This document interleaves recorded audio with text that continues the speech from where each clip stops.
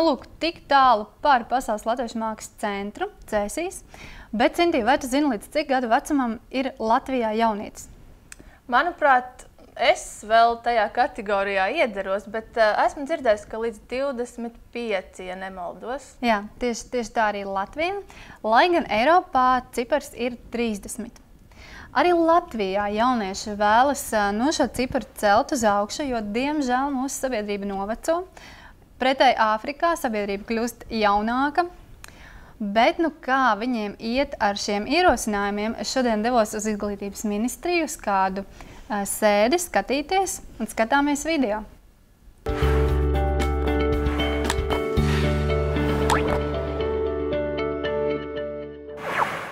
Šodien Latvijas Republikas Izglītības un zinātnes ministrijā sanāks jaunatnes likuma darba grupa, kuras spriedīs par dažādiem ierosinājumiem jaunatnes politikā. Dodamies iekšā! Uz diskusiju sanāca dažādu iestāžu pārstāvi, tā skaitā no Latvijas studentu apvienības, Latvijas jaunatnes padomes, ekonomikas ministrijas, pašvaldību un citu organizāciju pārstāvi, kas sprieda par dažādām jauniešiem aktuālām tēmām. Latvijas studentu apvienība ierosināja, ka arī studentu organizācijas var pretendēt uz finansējumu, ko viņas iepriekš nav darījušas. Kāpēc? Jo patiesībā studentu organizācijas pilda šo pašu funkciju kā jaunatnes organizācijas. Apmēram 80% studentu organizāciju pārstāvēto studentu ir jaunieši. Bet mums ir arī tā otra daļa, kā rezultātā mēs vienkārši nevaram uz šo pretendēt. Ja mēs pārstāvam studentus, kāpēc, lai mums nebūtu finansējums, lai mēs to varētu izdarīt labāk?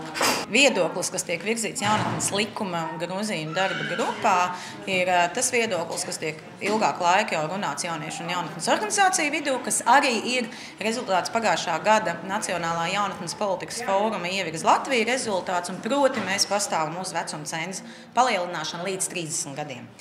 Daži no argumentiem, kas ir izskanējuši un kāpēc šis viedoklis ir izveidojies tas, ka, diemžēl, mūsu sabiedrība kļūst vecāka un tās problēmas, kas gadiem atpakaļ bija aktuāls citā vecuma grupā, piemēram, nodarbinātība, veselības aizsardzība, šobrīd ir aktuāli jau citā vecuma grupā. Otrs noteikti arī visnotaļ būtisks arguments ir tas, lai paplašinātu pakalpojumu grozu, kas no valsts puses ir pieejams tieši jauniešiem. Jo tajā brīdī, kad mēs runājam par kādām valsts programmām vienā vai citā nozarē, un mēs runājam par jauniešiem, tad šobrīd tas ir līdz 25 gadiem. Un savukārt kādi noteikti pakalpojumi nav pieejami vecākiem jauniešiem. Arī ar esošajām problēmām ir diezgan daudz problēmas, piemēram, Nodarbinātības valsts aģentūras programmas, nodarbinātības veicināšanai jauniešiem ir virkni programma, kas ir paredzēts jauniešiem līdz 24 gadiem. Tad, kur ir šī loģika?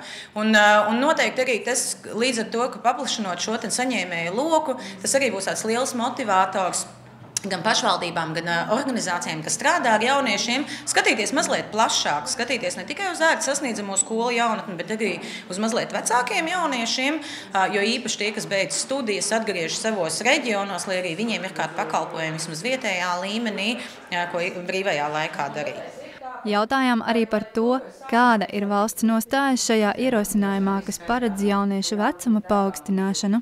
Protams, mēs esam ieinteresēti, lai jaunieši, kas ir pārsniedz šo jau esošo vecuma limitu līdz 25 gadiem, kas ir 25 līdz 30, kas ir vēl joprojām jauni cilvēki, kuri saskarās ar problēmām, kas ir aktuāls jaunatnē, lai viņiem būtu pieejami šie instrumenti, lai gan pašvaldību, gan valsts līmenī ar viņiem strādātu un neizslēgtu viņus kā sociālo grupu, tikai tāpēc, ka viņi nav šajā vecumā no 13 līdz 25.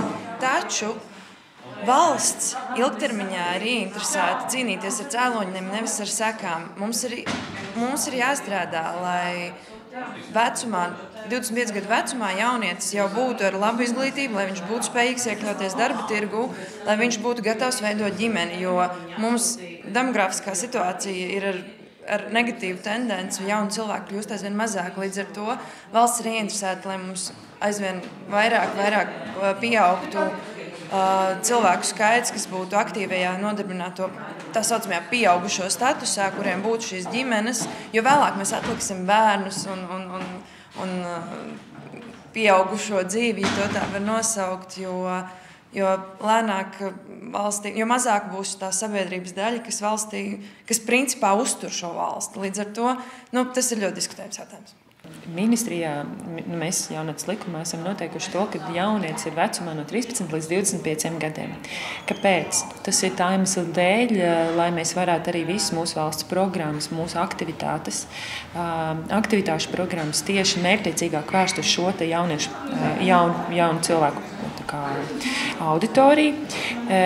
Tas ir ar mērķi, lai, manuprāt, lai varētu sasniegt kvalitatīvāku rezultātu, tanī brīdī, kad tu specifiski izdali vecumu, laiku, vietu, tad tu arī spēj lielāku arī rezultātu iegūt. Bez šī jautājuma vēl arī tika šodien diskutēts par organizāciju sabiedriskā labuma statusu, neformālās izglītības definēšanu likumā un organizācijās noteiktā biedru skaita samazināšanu. Sanita Balode, Elīza Ruciņa, Optimista televīzija, OTV.